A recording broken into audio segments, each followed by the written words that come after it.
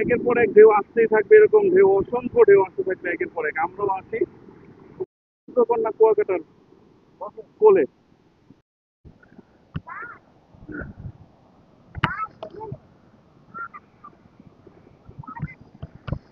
ও মাই god, এই জায়গার সৌন্দর্যটা আসলে কাছ থেকে না দেখলে। ও মাই গড, ও দারুন দারুন। এই যে আমাদের মডেল ইমরান,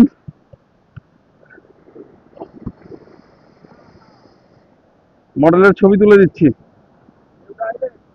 হ্যাঁ, এদিকে তাকায় থাকেন, তাকায় থাকেন।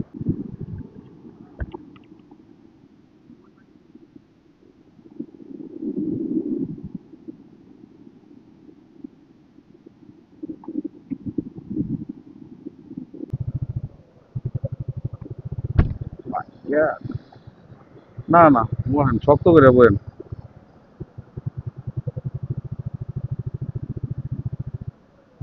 পুরো সমুদ্রে বাইতে বাইতে যাবো, কিন্তু আমি যাইতে লাভ হইব না অনেক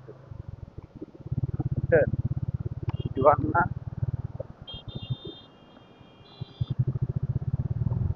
সমুদ্রকন্যা কুয়াকাটার সৌন্দর্য উপভোগ করতে করতে যাচ্ছি। হ্যাঁ, কক্সবাজারের মেরিন ড্রাইভে তো, মানে কক্সবাজারের মেরিন ড্রাইভে তো এত কাছাকাছি ঢেউ আসে না, একটু দূর থেকে না। অনেক আর এটা একদমই কাছাকাছি। রাস্তা হচ্ছে এটা।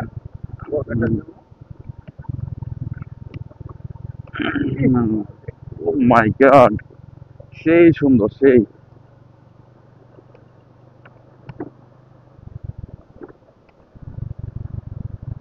সাগরকন্যা কুয়াকাটা আসলে বলা হয় এই কারণেই যে এই জায়গার সৌন্দর্যটা নেই।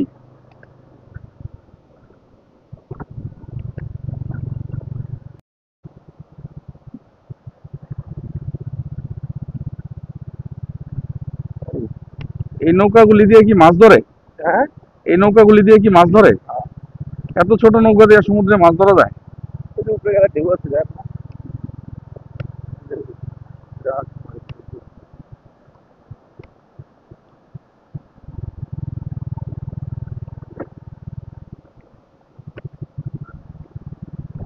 এই ভ্যানগুলি যেহেতু অনেক ঝাঁকি, তো এই ভ্যানগুলির উপরে আবার তোশক বিছায় দেওয়া আছে যেন আরামদায়ক হয়। ওরা খুবই বুদ্ধিমান, যে ভ্যান চালকগুলি খুবই বুদ্ধিমান, ওরা তোশক বিছাই দিছে। যে ঝাউবন কাঁকড়া বিচের দিকে, তো ঝাউবন কাঁকড়া বিচ ওইদিকে, তারপরে তিন মোহনা ওই দিকটাতে যাচ্ছি এই সমুদ্রের পার ঘেঁষেই। তো আমরা চাইলে ওই যে ঢেউটা আসতেছে ওই দিক দিয়েও যেতে পারতাম, কিন্তু ওই জায়গাটা দিয়ে গেলে একটু রিস্ক হবে, কারণ এখন পানি অনেক বেশি। তো কালকে সন্ধ্যার দিকে যখন ছিলাম তখন পানি কম ছিল এবং অনেক বাইক কিন্তু ওইদিকে চলাফেরা করছে, মানে সৌন্দর্যটা আরো কাছ থেকে দেখা গেছে। তো এখন আসলে একটু রিস্ক হয়ে যাবে, কারণ এখন পানি অনেক বেশি।